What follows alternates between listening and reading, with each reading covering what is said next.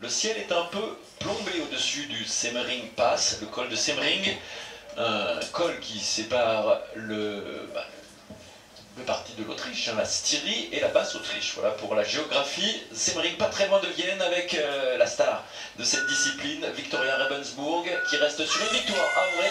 Et c'est elle qui va nous faire découvrir ce premier tracé dessiné par l'Italien Costa Zan, côté Christelle Pascal. C'est parti pour Viktoria Rebensburg.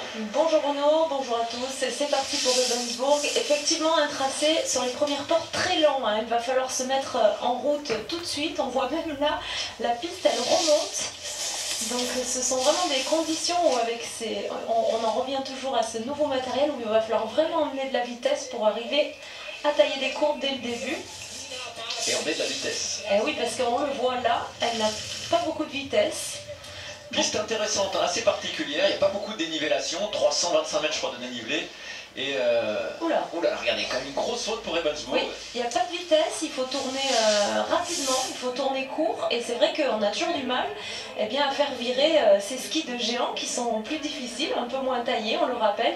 Beaucoup de bananes parce qu'il y a des changements de direction. Alors, définition d'une banane, mon cher Bruno, c'est une porte qui est constituée, un virage qui est constitué de deux portes en fait. Normalement, il y a un virage, une porte, et là, une banane, un virage pour deux portes. Voilà, une banane, on en parlera de ces bananes. Pour l'instant, Rebensburg signe le premier chrono, 1:07:67, c'est assez long. C'est long et lent. Alors, évidemment, l'impression avec Rebensburg est parfois un peu trompeuse. Parfois, elle nous donne l'impression de dormir à tranquillement et elle va très vite en fait. Donc, attention. Mais l'impression n'a pas été, on va dire, délirant pour Viktoria Rebensburg. On va être vite fixé parce que les trois meilleurs quasiment s'élancent avec les trois premiers dossards, puisque c'est le règlement. C'est tiré au sort parmi les 7 meilleurs mondiales. Et la deuxième à s'élancer n'est autre que la tenante du titre, victorieuse il y a 2 ans ici à Semmering, Tessa Worley, la skieuse du Grand Normand. C'est parti pour mettre le feu. Et là tout de suite, il y a plus d'énergie dès le début de ce parcours. C'est ça qui va devoir essayer d'aller vite sur ce haut de parcours, parce que là je pense qu'il y a du temps à prendre. Oui, là c'est déjà bien parti, on sent qu'elle essaye de travailler, de mettre... Active, elle est active sur ses jambes, on voit qu'elle essaye de jouer avec le terrain pour essayer de prendre de la vitesse, de prendre des kilomètres/heure. Et là c'est vraiment très difficile parce qu'il y a peu de pente, il y a du virage quand même, donc il faut vraiment emmener sur toute la longueur du ski. Eh bien l'impression est fausse, elle a 12 centièmes de retard, voilà, on s'est enthousiasmé. Rebensburg, comme vous l'avez dit, Bruno, elle trompe toujours un peu son jeu. Alors voyons si Tessa peut prendre des risques dans le mur. Il y a une partie quand même assez raide sur cette piste. Et Rebensburg s'est fait un peu piéger. Et bien voilà, ça va mieux pour Tessa.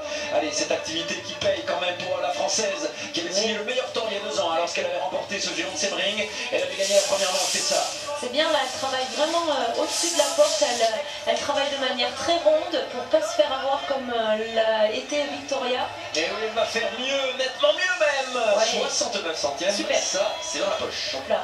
Yes. Tessa prend la tête et elle bat Rebensburg, sa grande rivale, parce que c'est vrai qu'elle se tire la bourre quand même. Depuis quasiment 3 ans au classement général de la Coupe du Monde, de cette spécialité. On rappelle que Rebensburg a gagné les 2 dernières Coupes du Monde.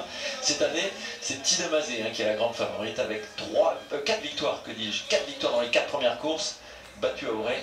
Mais pour l'instant, c'est Tessa qui est en tête. Voyons si Tina Mazet peut faire mieux que la Française. Et franchement, on pense qu'elle peut faire mieux que la Française. Tina Mazet qui est très impressionnante, on le disait tout à l'heure, en compagnie de Pauline, lors de l'ouverture de ce géant. Tina Mazet qui est aussi partie avec beaucoup d'agressivité. Et sa puissance va pouvoir lui servir sur le haut. Très très important la mise en route, la mise en action de ces premières portes. Vraiment, c'est la poussée, la sortie du portillon est très intéressante. Là, on voit qu'elle reste sur une position assez profilée pour pas trop prendre le vent. Et elle essaye de travailler au-dessus de la porte, aussi un peu à l'image de Tessa. On va voir ce que ça va donner sur le premier intermédiaire. Et elle est lourde, un petit centième par rapport à Tessa Worley. Donc elle est derrière Rebensburg. Ça reste assez proche pour l'instant, les 3 filles.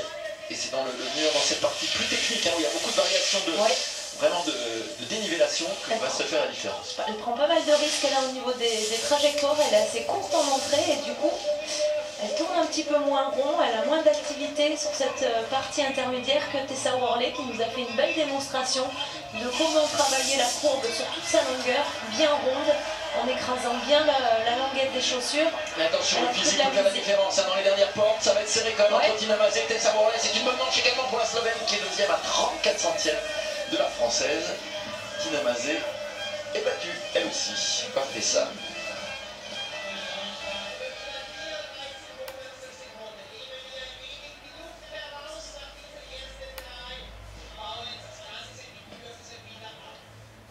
Très beau ralenti là avec l'action qui est mise sur l'avant. De très très belles images, hein. Vraiment ça c'est quand même le plaisir d'assister aux courses en Autriche, il y a toujours des moyens énormes et cette année d'ailleurs il y a une grande innovation, on va en parler peut-être tout à l'heure, qui est la caméra embarquée, on va peut-être le voir tout à l'heure avec notre amie Kierkegaard. Alors pour l'instant on suit une autre Autrichienne, Anna Feniger, qui n'a pas de caméra embarquée elle, et qui va elle aussi faire le match. Il y a beaucoup de supporters autrichiens et on le sait, les Autrichiennes à la maison elles sont évidemment très motivées.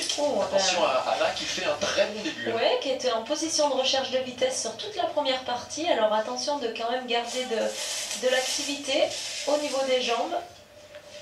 Les Autrichiennes, elles se sont entraînées fatalement à Semmering, elles connaissent cette piste par cœur. Là, il y a des grands changements de direction. Et regardez ça, là, c'était énorme, elle savait la clé sur le haut. Ouais. Feniger est une excellente spécialiste de la vitesse, elle a fait l'écart sur le haut, elle peut remporter cette manche. Très très belle activité des jambes là, et on voit, elle travaille bien au-dessus, bien rond, un peu l'image de Tessa Worley. Ça va vite. Et oui, elle augmente son avance. Anna Feniger est en train de signer une grande manche. Très bien joué tactiquement, l'Autrichienne. Ouais, elle est très à l'aise sur la piste. On l'a vu, les changements de direction de la piste, ils ne l'ont pas perturbée. Elle a vraiment travaillé toute la longueur de la courbe. Une belle activité là de la part de Feniger. Ah oui, elle va exploser le chrono. Tessa Worley va prendre la tête. Anna Feniger, c'est sûr désormais. Anna Feniger est en tête avec 56 centièmes d'avance. Et les supporters qui évidemment manifestent leur joie. Ils sont nombreux. Et c'est donc Anna Feniger qui prend le commandement. L'Autrichienne qui restait quand même sur de très bons résultats. 4e à Courchevel, 2e à Oré. Et là, elle est première de cette première manche pour l'instant.